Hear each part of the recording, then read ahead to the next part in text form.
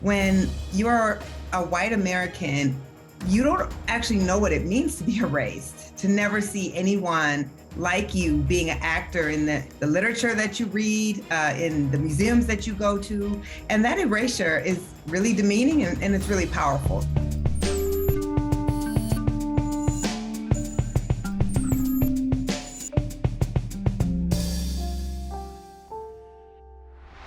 Hello and welcome to GZERO World. I'm Ian Bremmer, and today we take a fresh look at U.S. history and the role Black people have played in it, with a woman who is reshaping our national conversation.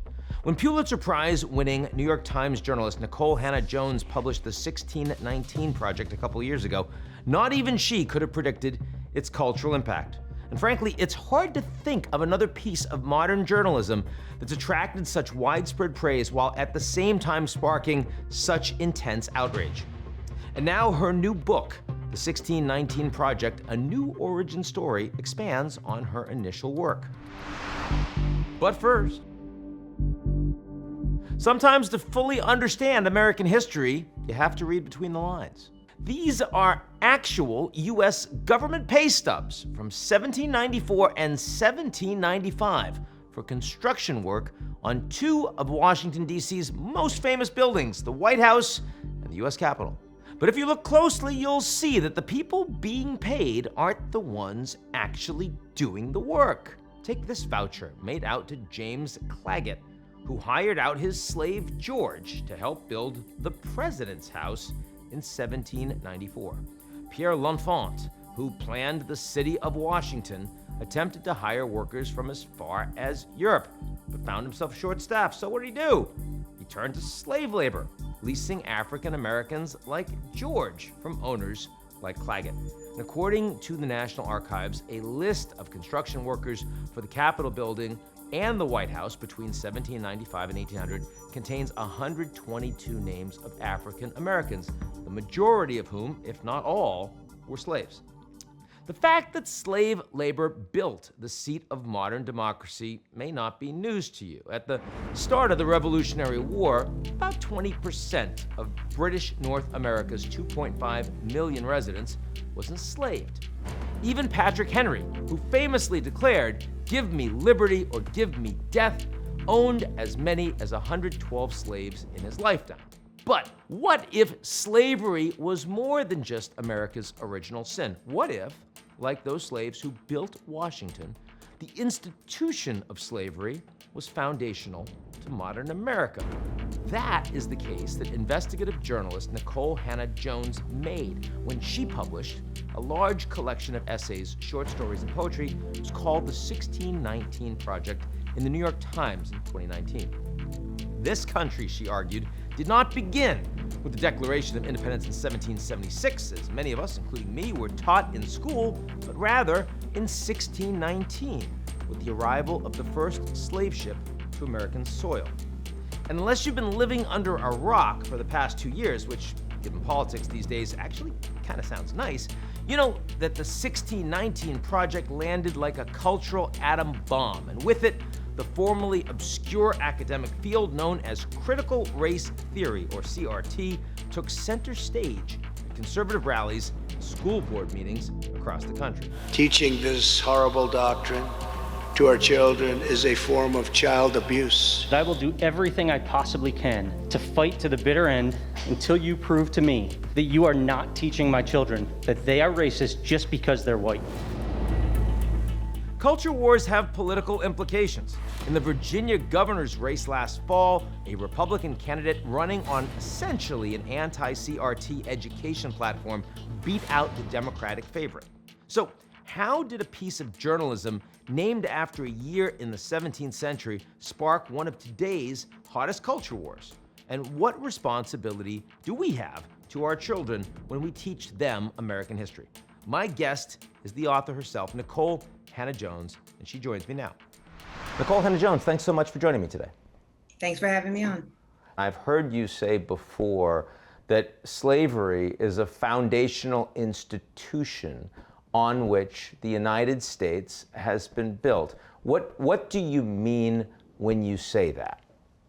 Yeah, I think it's inarguable. If you just look at not just the facts of history, but look at all of the tensions, kind of the defining tensions of American life, the ways that we are exceptional to the world. A lot of that goes back to the date 1619. So when we understand that the first British colonists settled Jamestown in 1607, and just 12 years later, we have begun African slavery here. That means there's almost nothing older than slavery, than African slavery in the original 13 colonies that would form the United States in 1776.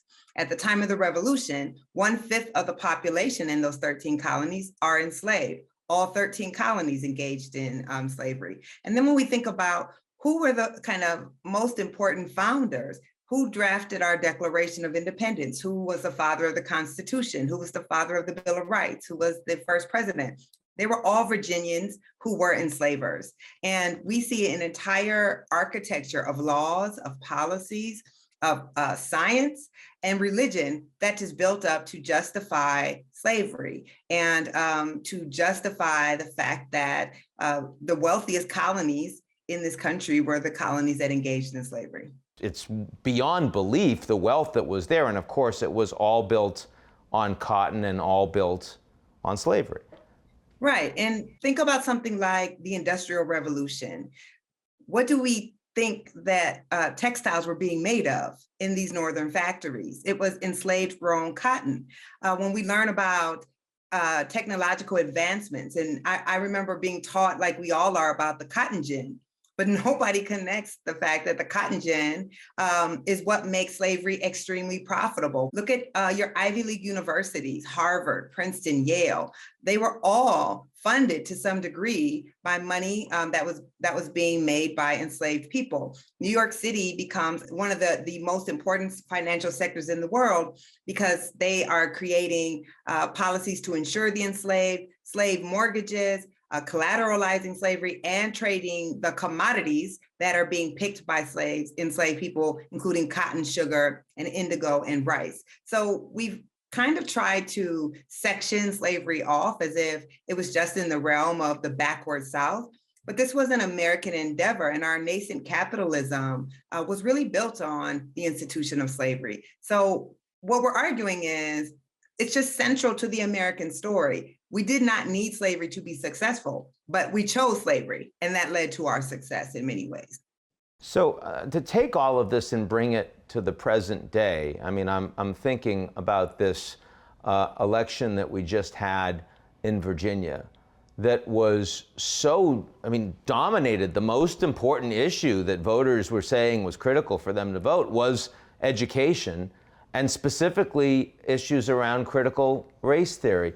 Why is it that something that's based in 400 years ago is so incredibly divisive and even in some cases dominant in political races today?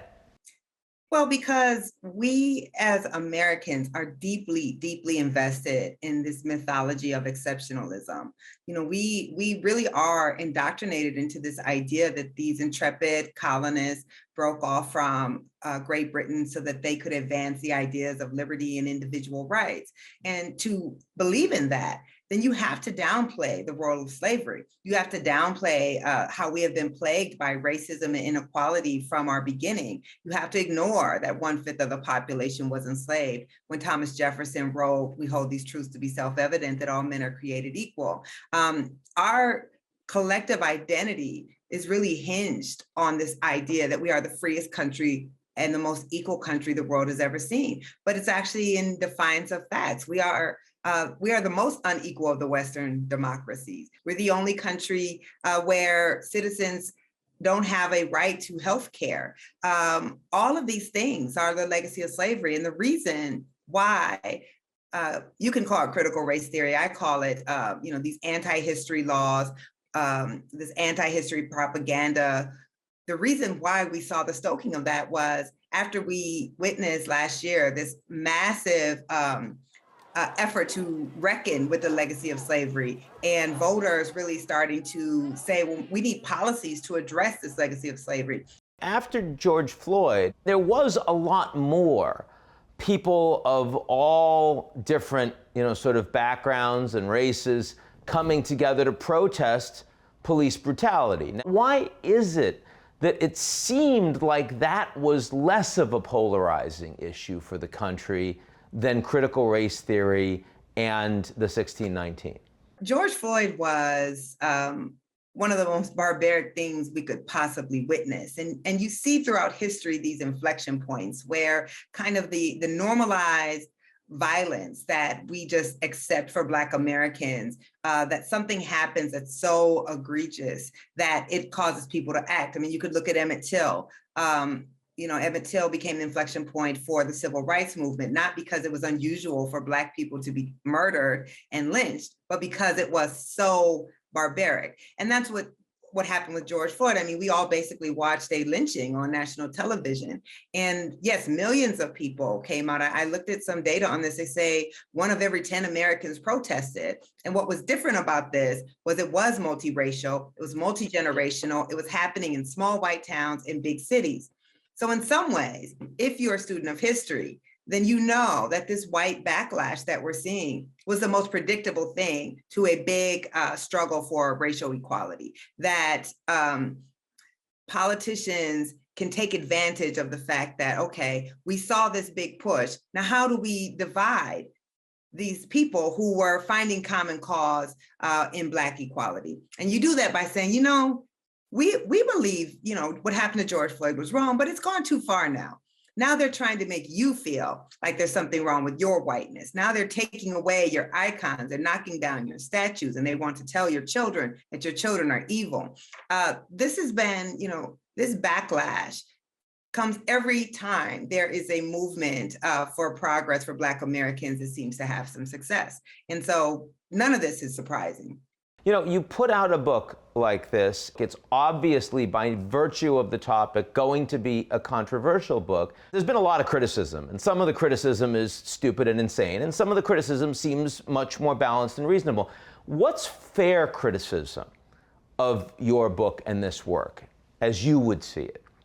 I think there's a lot of fair criticism, and I hope that people who read the book will see that we have responded to that criticism.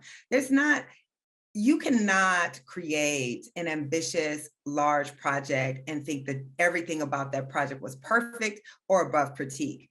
Every single historian's work gets critiqued and valid criticisms are offered. So for instance, I spent a lot of time doing additional research on the role of slavery in the revolution. The argument is stronger. I made sure the language was much more precise and much more clear. Everything I've ever done, I thought could be done better after publication. And I always read things and wish that I had reached a higher height.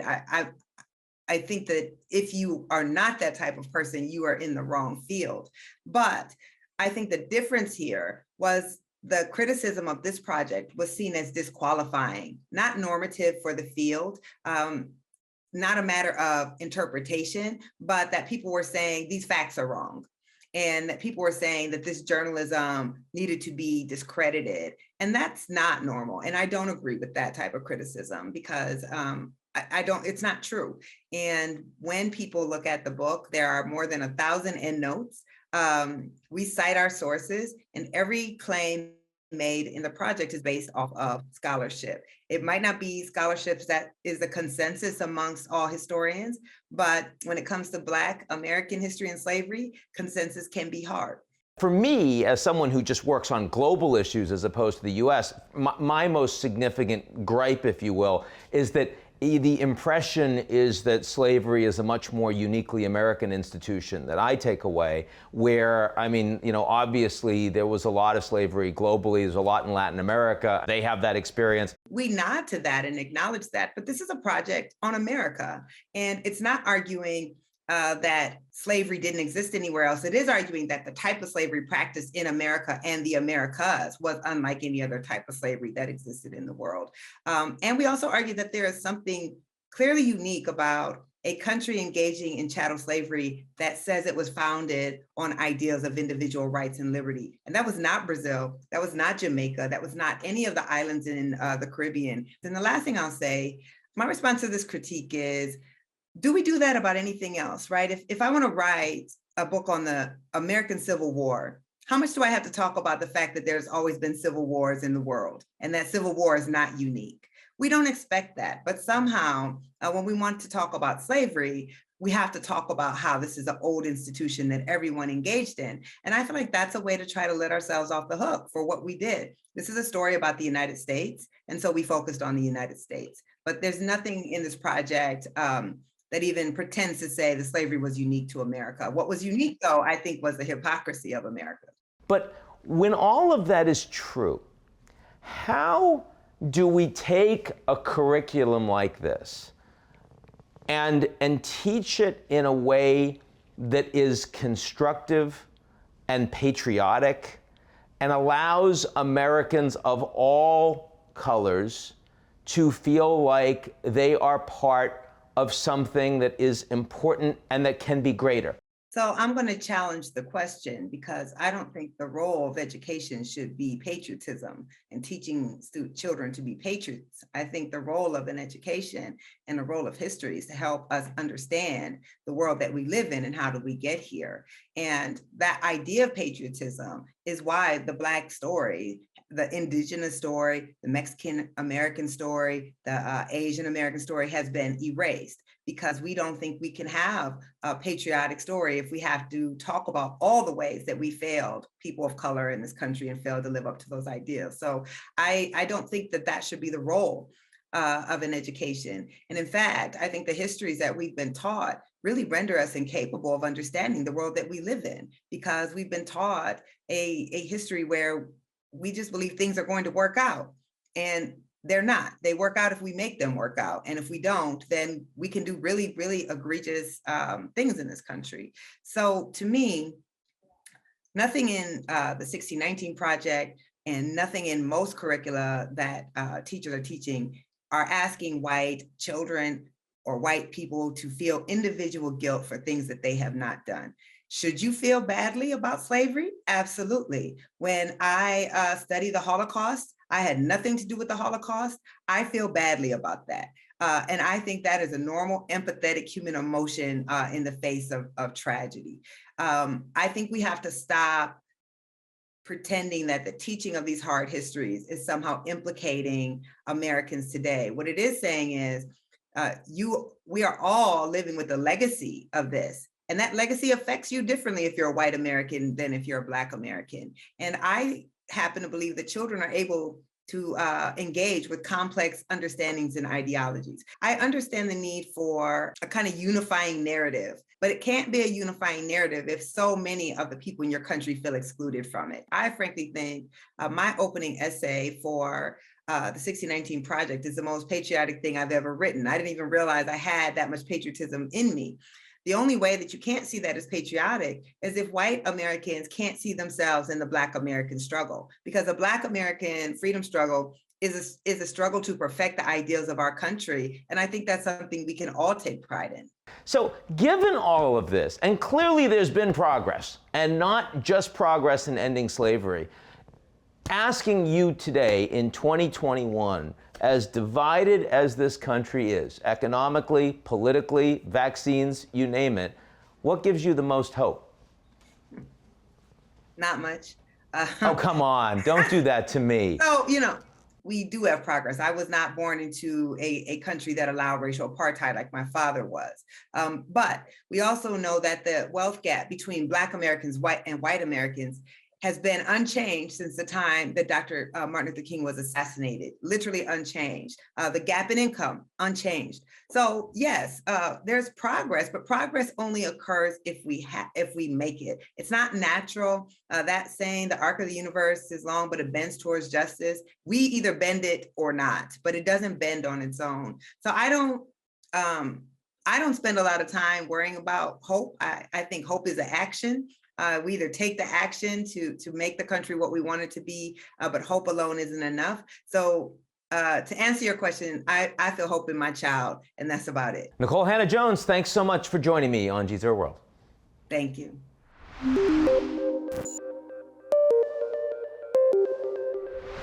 That's our show this week. Come back next week. And if you like what you see, and I know you do, that's why you're here with us every week, 1619 Project. How about the 1620 Project? We'll keep you going. We got that narrative. Take a minute to sign up for GZERO's most excellent morning newsletter. It's called Signal.